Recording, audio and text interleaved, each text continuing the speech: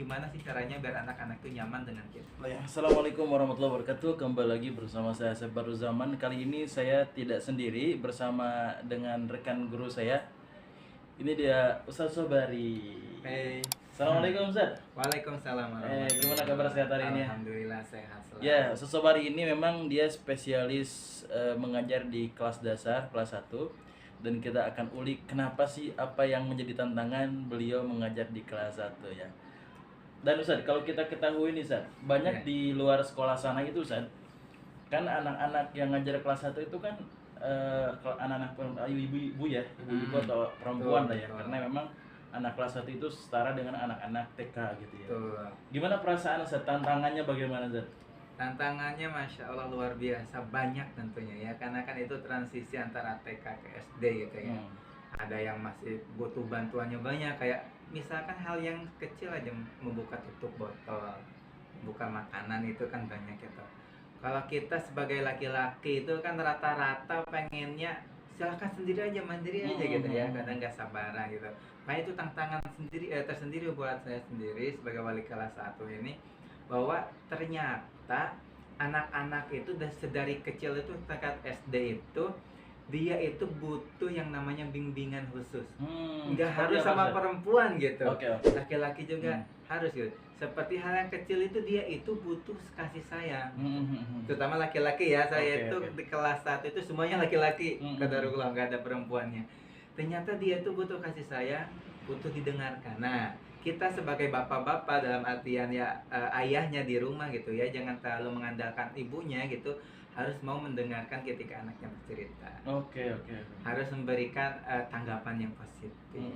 Harus membantu kesulitannya gitu. Ternyata anak tuh lihat karena ketika nanti anak itu udah beranjak ke kelas yang lebih tinggi atas, 4 aja, kelas 4, 5, 6 itu dia itu kadang agak jauh dengan orang tua. Gimana tuh? Kenapa tuh Ustaz? Ya karena dari awal, dari kelas 1 atau dari kecilnya itu dia tidak terbiasa dengan ayahnya. Tidak terbiasa komunikasi.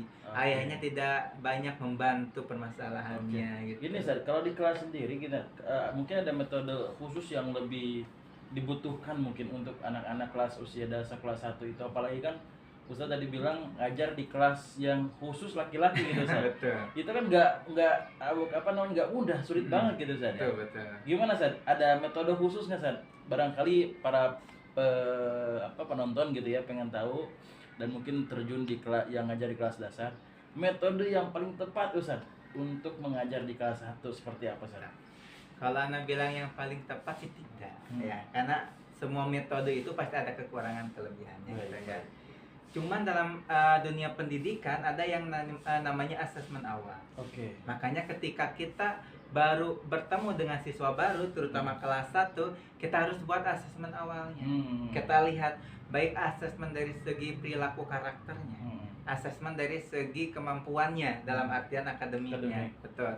Makanya anak itu pas setiap kali ada siswa baru yang masuk, pasti yang pertama kali kita lakukan adalah tes dulu.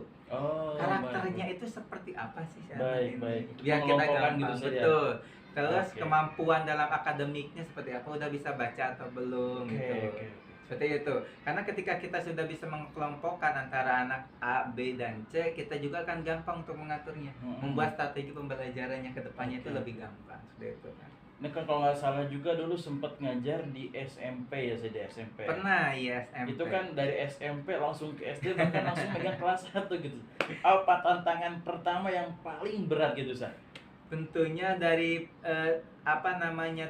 sikap anaknya berbeda jauh antara SMP dengan tentunya SD kelas 1 gitu karakternya. Dulu saya ketika mengajar SMP itu anak-anak itu mendengarkan. Jadi tidak ada yang ketika saya menjelaskan atau memaparkan tuh anak-anak ngobrol, berisik, lari-lari. Gak ada. Duduk tertib aja. Paling-paling tidur gitu. Paling-paling tidur karena waktu itu saya tuh SMP-nya tuh yang Ma'had yang montok gitu ya, santri gitu, boarding. Jadi kebanyakan paling ada yang tidur. Kalau yang kayak ngobrol lari itu jarang. Nah, ketika saya langsung terjun ke dunia SD, per SD-an gitu ya. Allahu Akbar, saat pertama masuk kelas dihadapi dengan anak-anak yang Masya Allah aktifnya luar biasa.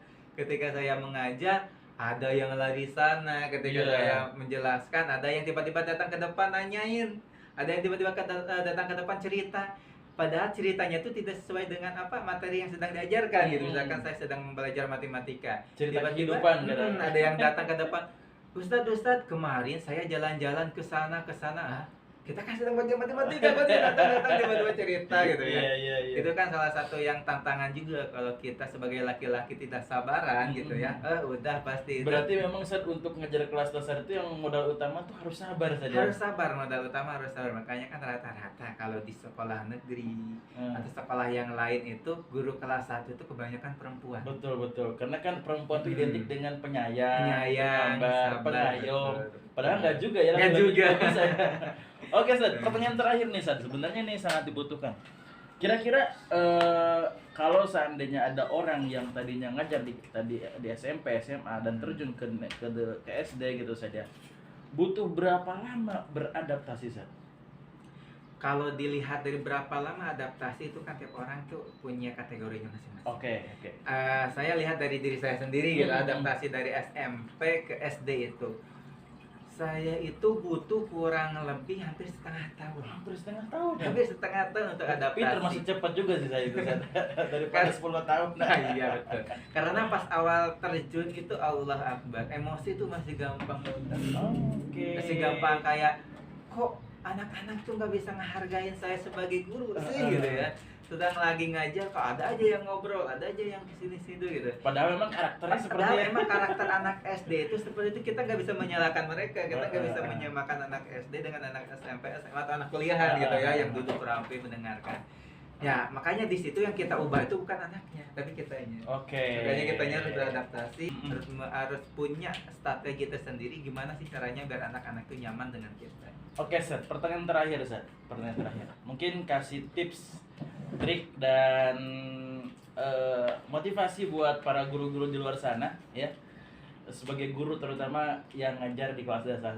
Silahkan, Seth. Motivasi untuk anak-anak lagi salah. Untuk guru, Seth. Untuk guru, Ah. untuk guru terutama guru kelas dasar, kelas 1, kelas 2 itu terutama ya tolong berikan kasih sayang. Kan anak kelas 1 itu yang paling dia butuhkan itu kasih sayang. Bukan peraturan yang kamu gak boleh ini ya, kamu gak boleh itu ya.